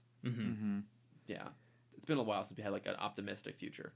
Yeah, I mean, like I like the Star Trek kind of future where it looks kind of nice out there. I mean, even the freaking Minority Report future doesn't look too bad. Like crimes being done wrong aside. Yeah. Like that. I don't know. I guess like anytime you think of a clean future, it ends up being a lot of white, like a lot of sterile looking things, like a Gattaca kind of future. Yeah, a little bit. Or if they show it that way though, there's always a huge like you see the nice polished white, but then over here, exactly, there's always some sort of slum. Yeah. Yeah. And actually, yeah, that's a good point. I think Star Trek is kind of unique in that regard. It's mostly hopeful. Obviously, there's conflict, right? Still, but there's not that undercurrent like you were talking about where everything seems super hopeful, but there's, you know, a massive class divide. I mean, the Time Machine is like the original example of this, right? Between was it Eloy and the Morlocks? It's been a long time since I read it, but you know, again, like this all seems great, but that's because there's this like completely like enslaved under society that's managing everything for you, and like that doesn't really exist in Star Trek, mostly because they've gotten rid of capitalism. Huh. Huh. Don't go spewing that stuff, Chris. We have 3 episodes left. We can't get canceled now. Exactly right. We're so close. But yeah, it is nice to see this like this brighter, more optimistic future here. Like technology is to everyone's benefit. The heroes are there to make the world a better place. You know, there's obviously villains still, but mostly it's kind of more positive. And you talk about Supergirl kind of goes off to basically hold off all the brainwashed Legion while Green Arrow and Brainiac 5 go off to try and destroy the technology that's holding them all prisoner. And it's a pretty great sequence when she's just kind of there on her own fighting off the Legion by herself. Again, we get to see truly how powerful it is. And, you know, Dre, to your point, this is yet another episode that's built around heroes fighting each other. But I think the justification and also the payoff here work a little bit better than they did in the last episode. I agree. I agree. It works out this way much better. Probably saved them a lot of money that none of them spoke ever. Yeah. Yeah. But you got to see Legion at least flex their powers like one each a little bit. In a way which probably would have been too time consuming to explain, like, I do this, I do this, I do this. Yeah. And then you get a nice little homage to Crisis on Infinite Earths #7 also. Yes, exactly. Can you give us a little bit of background on like what that issue is and why it's so iconic? Like the image is super iconic. So, really briefly, Crisis on Infinite Earths was an event from 85 to 86 that was used by DC to kind of clean house on their many, many Earths that assembled to make it in one world. There was a villain named the Antimatter who was trying to wipe out all the worlds one by one, and then at a certain point, just the remaining heroes of the universe were trying to figure it out and stop him. And on one mission to his fortress, they're trying to escape, and Supergirl is the one who's holding off Antimatter's like essence at a certain point, but he overcomes her and kills her in that moment, but she saves everybody and kind of propels the book in a way where they're able to defeat him at the end. In a series that was 12 issues, which really should have been 7 probably, but it's a different time. And that image that's very iconic is the cover of Crisis #7, where Superman is holding his dead cousin in his arms while all the superheroes kind of surround her from behind to look on and mourn her. It's a very famous cover, very famous issue in comic books in general. And we see it here where John kind of like beats the shit out of Kara and is like, what have I done? And he picks her up in that way and everyone floats behind them. Yeah, the La Pieta. What? The La Pieta. What does that mean? It is a world famous statue of Mary holding Jesus in her arms, and that is the reference point of every character that dies is always in that exact same pose. That's so funny. La Pieta is the phrase that Cameron has said in this podcast probably more than anything, anything else. It's his big art history flex that he loves to throw out whenever he possibly can. To your credit, you're right. Thank you. You're right every time. Well, here's my comic book flex. Yeah, there you go. That's nice. Yeah, that's what it looks like. There is one famous issue in comic books that actually uses that pose before Crisis #7 on a cover. Oh. Yeah, do you know what series that would have been from? I have absolutely no idea. It's a Marvel series, actually. Oh, wait. It rings a bell somewhere in the back of my brain, but I can't place it. Can you say the first part again? It's the same pose, but it was used in a Marvel book before Crisis #7 ever came out. Was it the death of Gwen Stacy? No, that's a good guess though. No, because she's in front of him on that cover. Well, he is holding her, but I think he's on his knees. Yeah. Yes. Yeah. I have no idea. I'm gonna guess X-Men. It is the X-Men. Yeah. It is the death of Jean Grey. That's Oh, it. yeah. right. It's Cyclops holding the body. I knew it was there. It was somewhere in there. You're absolutely right. Yeah, you guys, I can see both of you guys had it in the back of your minds. You just couldn't place it. But good guess, X-Men. Yeah, it's very good. Cameron. I mean, if it's not Spider-Man, X-Men is a pretty good second choice. good. Yeah, especially that time period. Absolutely. Yeah, but I mean, I You have love 3 options really. It's that or Fantastic Four. Yeah. Yeah, you're not wrong. I love that they found a way to like bring that image in because it is one of I'd say probably the most iconic images in all of comics. Yeah, and they found a good way to bring that nod in without it being a little bit too on the nose. I mean, I did feel like the beating that Green Lantern gives her is not that substantial. I had a little bit of qualm with this. Like, he basically just kind of grabs her into a lock and, like, throws her through a building. But that isn't even close to the level of damage she was taking fighting off the whole rest of the Legion. I mean, I get it. It's a kid's cartoon. You can only do so much. I'm definitely not saying they should have, like, really beat the shit out of Supergirl. It just felt like a little bit of a quick leap. It's like he literally pushes through a building. It didn't feel like a doomsday situation. Yeah, it didn't. I like that moment. It didn't necessarily feel entirely earned. And I mean, there's this whole big build up that she's gonna die, and you know, obviously in the end, she doesn't, because she swoops in and defeats the Fatal Five and saves the day. But it's worth it to find that way to bring that little moment in there. The other moment that I really loved in this, which I thought the animation was really impressive, is when Brainiac 5 and Arrow are on Brainiac's ship, and they were like doing a run on the Fatal Five's mothership, and it's clearly supposed to be like a pull from the original Star Wars, the trench run. But the animation on that, it's clearly all computer done rather than hand drawn. It's really impressive considering like the speed and the energy of all the movement on it. I thought it was pretty good. Yeah, it was great. Was it? I was waiting for you to be like, yeah, it's not. It could have been better. Usually I'm fairly against like early integration of 3D and 2D in a scene. Yeah. But no, I think that they did it well for this one. Yeah, it felt fairly seamless this time. A lot less clunky than it's been in the past. Well, usually when it's like, you notice it most when it's a 2D character with like a 3D object. It's very apparent because like you can't always get the shading on things right. Yeah. But when it's all 3D, it's usually pretty. It works out pretty well. That's a good point. Yeah, there's no 2D element seemingly in that, which helps a lot. Yeah, there is a moment I want to get y'all's opinion on this because I feel like it's a trope we see a lot, and I'm torn because I equally love it and hate it at the same amount. It's heroes punching laser beams. Oh, interesting. Because there's a moment where it's the 3 Legionnaires shooting Supergirl, and she just punches the beam until she's close enough where she can punch all 3 of them. That's interesting. I don't have a strong opinion on that. That's one I think I just kind of ignored it at this point. Yeah, because you see it so much. Yeah, it makes no sense, honestly. Yeah, I'm with you on this, Cameron, because like it manifests itself in like 2 big ways. It's either someone punching lasers, or it's lasers holding each other off. And I don't remember a lot of my physics. There is like I think there is an element of actual mass to light. I don't remember exactly how it works, but basically if you shine 2 lasers at each other, they're not gonna like just stop each other as like equal opposing forces. And every time they do that, it bothers me. I mean, the last episode did it to a lesser extent with the sonic scream from Canary versus the sonic blast from Sonar. And that one, I'm like, that has like pressure waves. Yeah, like there is actual there's a like force. Yeah, there's actual like force. I can kind of buy that. But yeah, you're right. They do it here, and I'm just like, this is dumb. I hate it every time someone does it.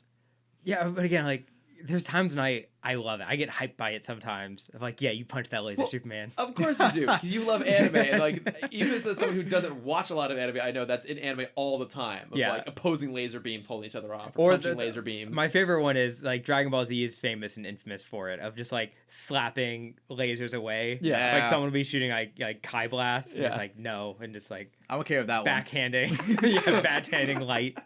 Not today, light. What if they like I can't think of an instance right now, but say like I can throw like lightning or thunderbolts and you catch it. Does that bother you?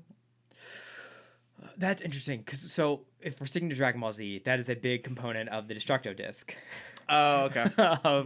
It is an energy beam so like thin and dangerous you can't block it. It will always cut through unless you're pure of heart.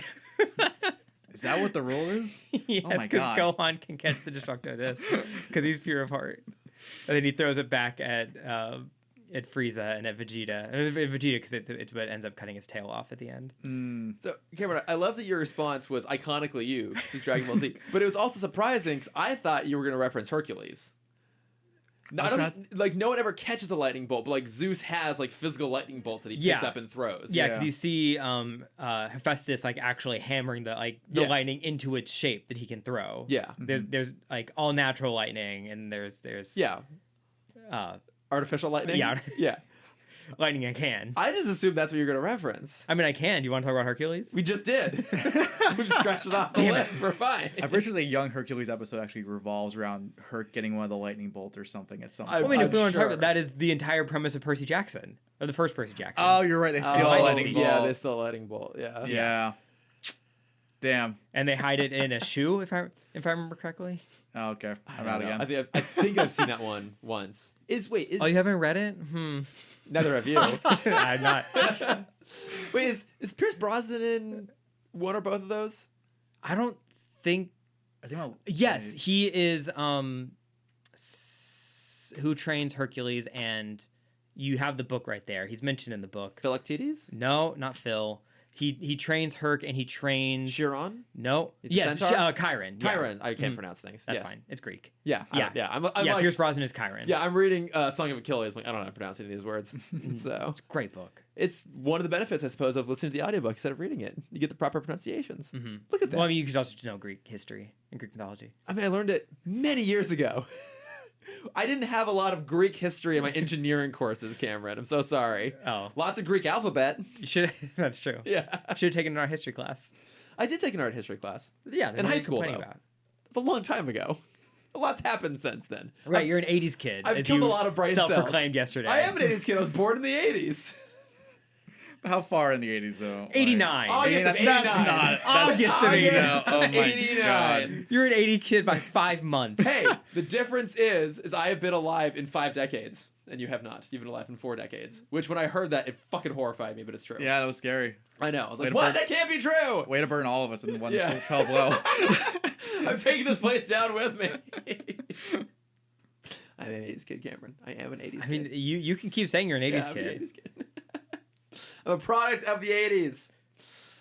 Anywho. What were we talking about? Oh, We're talking about punching laser blasts. touching laser blasts. But yeah, so, obviously they defeat the Fatal Five. Green Arrow has this fantastic Ricochet shot that takes out Oh, beautiful Fibrous. shot. Fibrous? Wait, which one? The big, the orca-looking dude. Oh, Validus. Thank you, Validus. I can't. He Yeah, I validates was- you. Ah, you know? okay. What? That's how he validates you. Like, as a way to remember it. Validus. The one that kind of shocked me, he makes the trick shot, and then they're like about to stop. They're about to like take him out, and then Supergirl in one punch takes out the last standing one. Who's that? What does he do? Does he have the axe? I think he probably was the guy with the axe. That's the Persecutor. Okay. Oh, right. Yeah. Because it's an nth metal axe, right? Or an axe that can cut nth metal. It's much like Mattis can touch things and things just melt. His can like slice through anything. Yeah. That's his whole thing. I remember that from the movie. Oh, yeah. Sure, we watched that at some point. It's good. Yeah. I haven't watched it since we watched it. I watched it when it first came out on when it redropped on HBO Max. Oh, okay. I need to watch. I've never seen it. Oh, okay. I know I'm like a Legion fan, but like Yeah. I'm like, oh, it's Starboy and I can't remember who else is in that movie. It's mostly him. Okay. Yeah, it's Starboy and then a new Green Lantern. Oh, Jade. Jade, yeah. Wait, is it Jade? No, it's not I'm Jade, sorry. sorry, It's no. what's her name? The Latina one. Yes. Daniel Cruz? Jessica. Jessica Cruz. There, Yes, there we yeah. go. Yeah, There we because go. she is Got it, dealing yeah. with depression and PTSD Yes. and how that affects her powers. And then Starboy, I don't know if this is canonical, is losing his memory.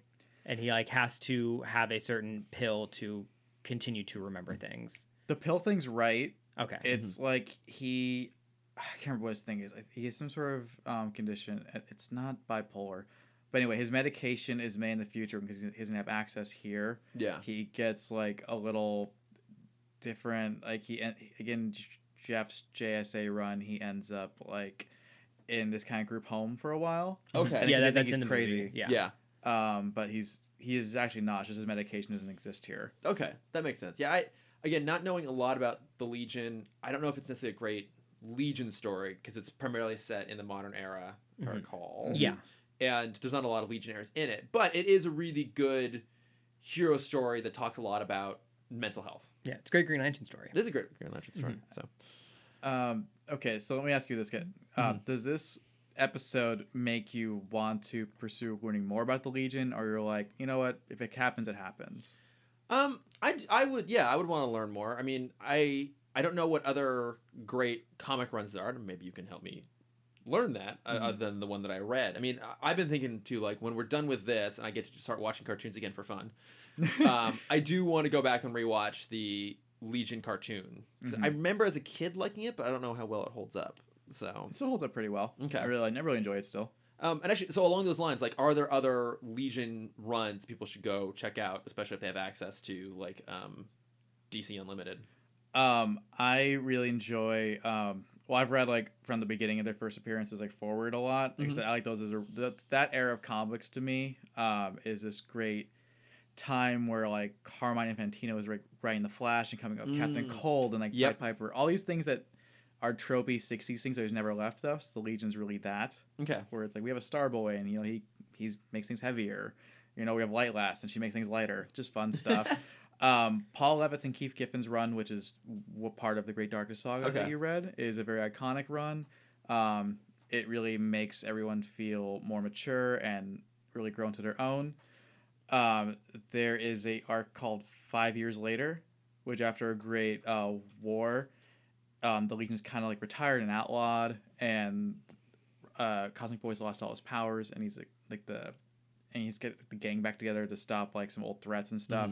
So it's kind of like a Days of Future Past kind of Legion run. Oh, okay, yeah, that sounds cool. Then you have, which is called the 0 Hour reboot, which is post an event called 0 Hour. They just start from the beginning.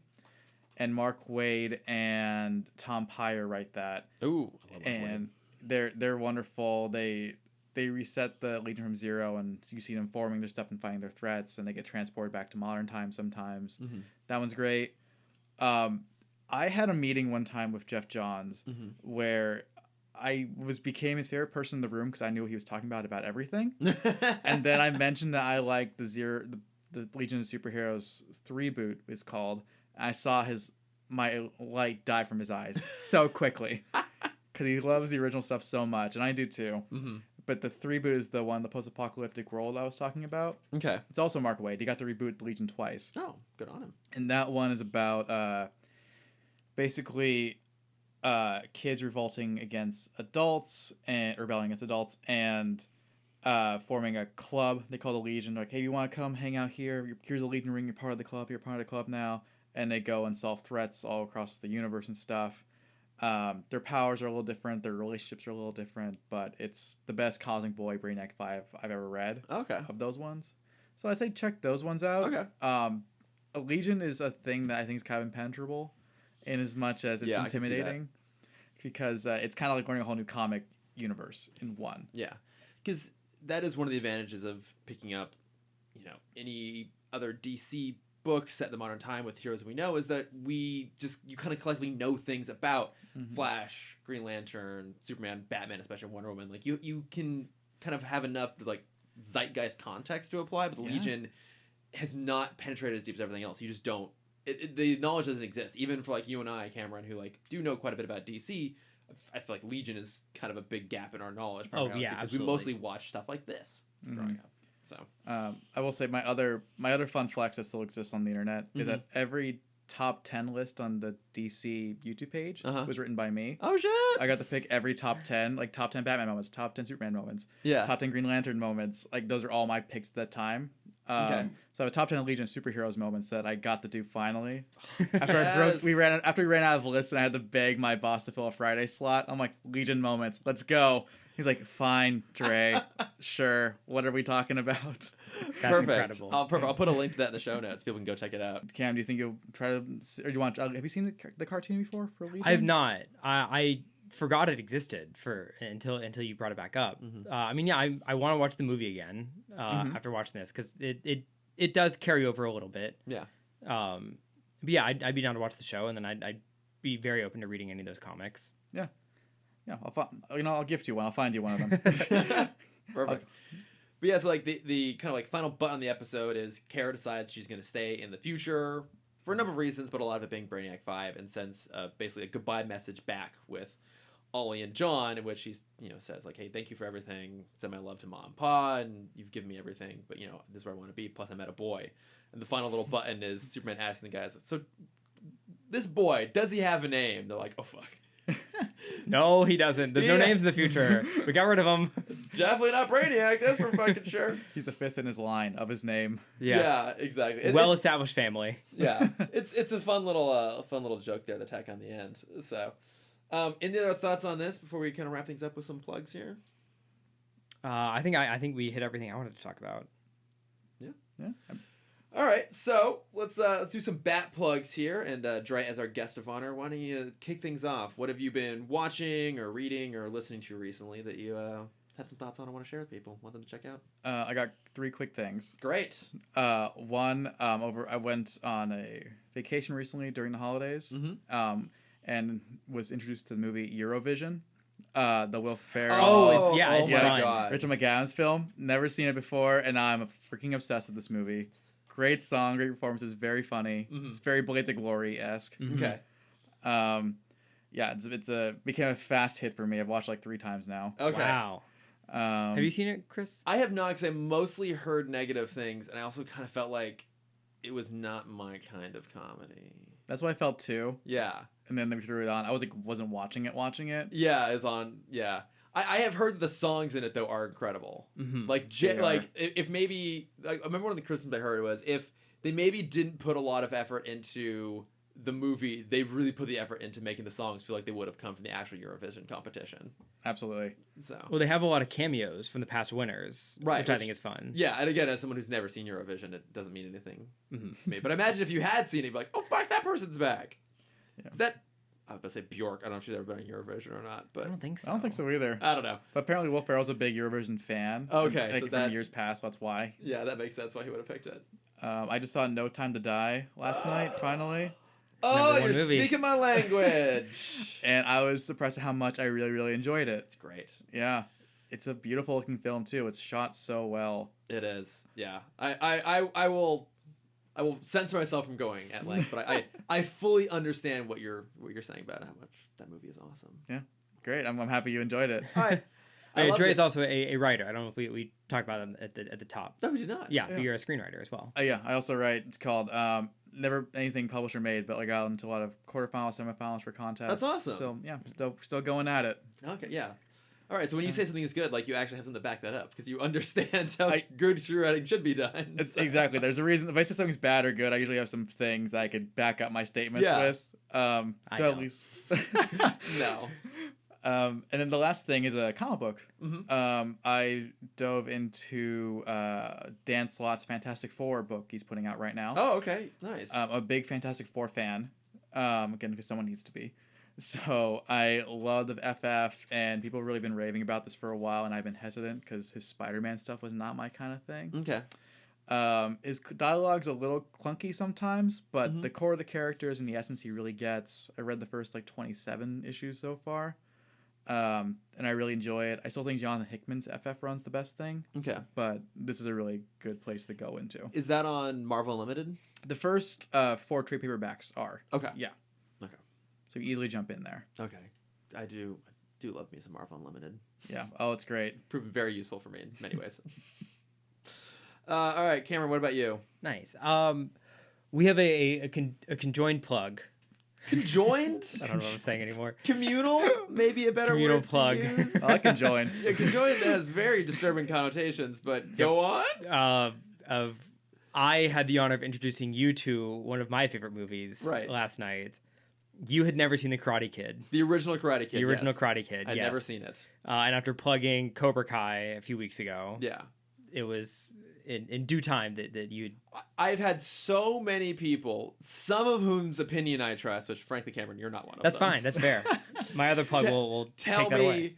that I should watch that. So yes, I've been meaning to watch the original Karate Kid films to catch up so I can start watching the show. Yes, because you have only seen what we consider the best of the 4, the Tokyo Drift of the Karate Kid verse. I have The only next Karate the Kid? next Yes, Karate I've Kid. Hell yeah. I remember seeing the next Karate Kid in theaters. I remember bits and pieces about it. But yeah, that was the only one I'd ever actually seen in its entirety. I'd seen bits and pieces of the other ones, but never the whole thing. I hope so much that they're able to get Hilary Swank in Cobra Kai. That'd be so fucking amazing. I know they can't because I think in Cobra Kai in the next Karate Kid world, she is Daniel's daughter or cousin. She's related to Daniel, and he dies. They kill Daniel? Yo, he's like dead at the start of the movie. Is he? Yeah. Oh, not at all. Oh my god. Again, it's been so long since I've seen it. Yeah. But yeah, that's not important. Yeah. It's a great movie. If you haven't seen it, everyone go watch Karate Kid. It's so much fun. It is like quintessential 80s entertainment. It is. We watched it as part of our Burger Fan Club, which we usually pick things that we can comfortably kind of like talk over and engage with and poke fun at a little bit while simultaneously enjoying. And I did really enjoy it. Like, it is a lot of fun. It's very 80s. Great montages. The whole movie's built around 80s logic. Everything has to end in a tournament, of course. But I will say it does have a lot of heart, and that central dynamic between Daniel and Mr. Miyagi is really impactful and really touching. And I did really, really like it, actually. It's good. I'm glad. It is worth the watch. I think it holds up to the reputation it has. Again, we'll see what happens when I watch the other ones as well. You're gonna watch every other one?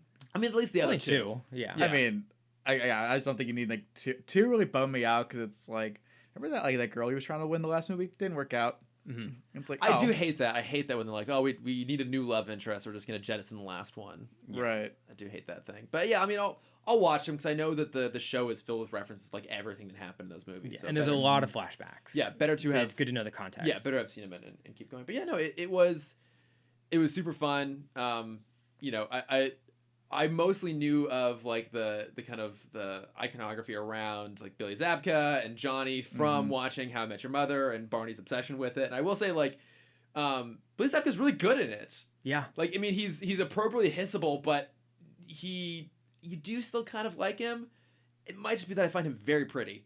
That's probably a part of it, if I'm being perfectly honest. But I do like his character in that as well, which it makes me want to go watch the show where he gets obviously like more to do and more depth. So yeah.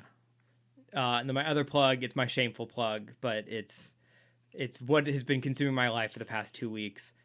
I've plugged it a couple times over the years, but I'm back in my One Piece catch up phase. Oh, that's right. Oh wow. I am at the start of the week I was 80 episodes back from catching up. I'm now about 55 episodes back from catching up. The current season is so good. Oh, okay, that's good. It is incredible. It is the story you thought of when you were like 6 playing with toys. It's pirates fighting ninjas. Whoa, glorious. Absolutely glorious. Yeah, and in the One Piece world, it's a bunch of different islands they all go to, and there's different stories that happen on these islands. Each island is kind of its own ecosystem.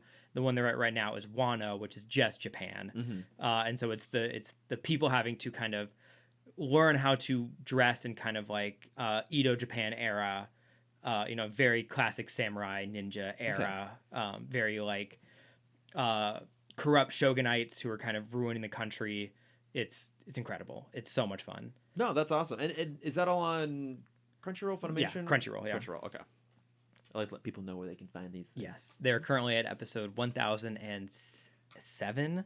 Fuck me sideways. And I am at episode 952. Now, is the manga for this over, or are they still going? Oh, not only is it not over, this arc isn't done yet in the comics. Oh my god. This arc has lasted almost 2 years so far. Now, okay, I have a friend who's very much like you who likes anime and he loves all this stuff so much. And I'm like, does it bother you that these things take so long to finish, or do you enjoy that? Because I mean, comic books will never end, you know? Yeah. But in the way that like, do you want an end point, or are you happy it keeps going? Yeah, there was an interesting moment that happened a couple years ago where like the big threes, what they're known as, One Piece, Naruto, and Bleach. Naruto and Bleach both ended, quote unquote ended. Bleach started up again, and then Naruto has the sequel series Boruto, which is about his son. Is it boring Naruto? Yes. Great. Well, he's just a bad dad, and it's great. Okay.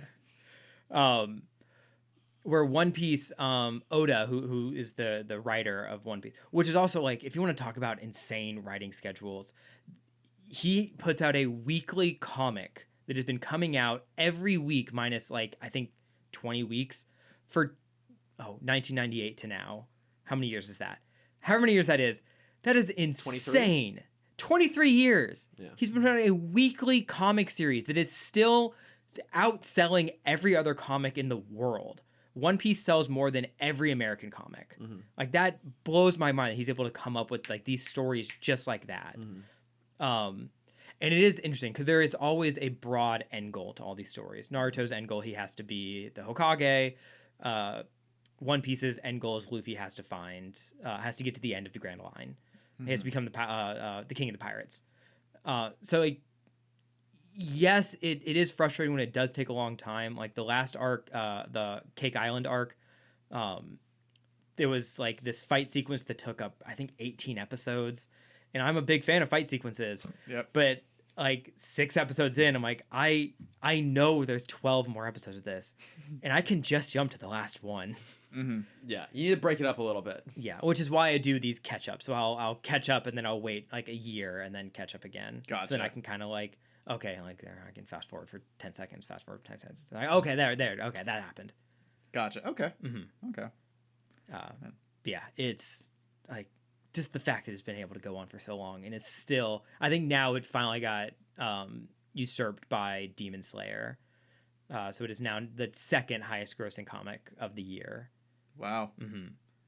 Well, good for him. I mean, he's out there hustling, writing pirate comic books. Good on him. Yeah. Yeah, while also writing like movies that go along with it that have nothing to do with the storyline. Oh yeah. The fact that there are, I think, 24 One Piece movies that Oda also has written, and he's writing the live action version for Netflix at the same time. Yeah. Like this guy just doesn't stop. Talk about impenetrable. Yeah. Yeah.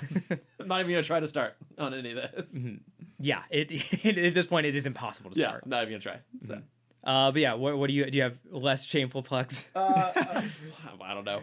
I mean, yes, so we have our conjoined plug of the Karate Kid, and then actually, literally this morning, I'm only 2 episodes in, but I started watching Infinity Train because everyone says it's amazing, God, and I've been watching so much heavy drama, primarily again Station 11, which is great but heavy.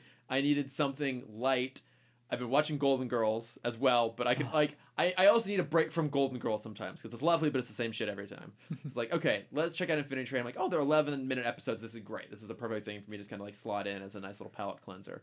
And it's interesting. So I'm only 2 in. So obviously I still have a lot of questions about what's going on in the world, but the setup is really interesting with this girl just seemingly stuck on this infinite train and trying to like get up to the conductor and get off the thing. And I loved when it's the second episode and there's the cat and it's Kate Mulgrew voicing the cat, which really made me happy. The great Captain Janeway thrown in there. So yeah, I mean I'm intrigued by it. I'm gonna keep going and see what happens. And luckily it's 4 seasons, 10 episodes each, and they're 11 minutes. Yep. Fuck very yeah. digestible. Yeah. Real easy to get through that. God, season 1's so good. So I'm so happy for you. I cannot wait to hear when you finish. Yeah, it's Infinity Train. It's been fun. But yeah, so that's what I'm watching these days. But I think that does it for us. Nice bumper episode here. Lots of fun stuff. Dre, you're amazing, by the way. Like you are such a fantastic guest. Where can people find you? Where can they find your work? You could find me on Instagram at dapper__Dre. Those underscores are important, or you won't find me. Great. And he's probably one of my most well-dressed. He is my most well-dressed friend. You show up today like in these incredible boots and this beautiful top coat, and Cameron's wearing Disney shit as always. Yeah, and but even like when we go to Disney, you are in full Dapper attire at all times. I'm usually wearing suits that are like vintage stuff or like all like 3-piece things. It's to tone down. The pandemic's really taking a hit, towards me wearing stuff. That doesn't stop me from buying it. Right. That's if you want to see. I don't know, Disney content, a lot of stories, a lot of me dressing up. That's where you can find me. That's awesome. Nice. Yeah. And Cameron? If you want to see my art, you can find that at Cameron.Dexter. If you want to see my face, you can find that at CamDexter_adventures. Whee! Yeah. What about you, Chris? You can find me at Lordifer on Twitter and Instagram. And then you can find the show at Tim Talk Pod on Facebook, Twitter, Instagram, and Gmail. Yes, we have two episodes remaining of the podcast. 3 episodes of JLU in total. So our next episode will be Ancient History and Alive! There's an exclamation point, so one must read it as such. And then our final episode will be on Destroyer. So I know it's pretty nuts. We're nearly there. But until then, thank you, Dre, for joining us today. It was absolutely lovely. Thank you for having me. And thank you, everyone, for listening. We will be back. Thank you, guys. Bye-bye. Bye. Ba ba ba ba ba ba ba ba. Bum, bum, bum, ba-na-na-na-na. Bam, bam, bam, nanner, nanner, nanner. Ba ba ba ba ba ba. Bum.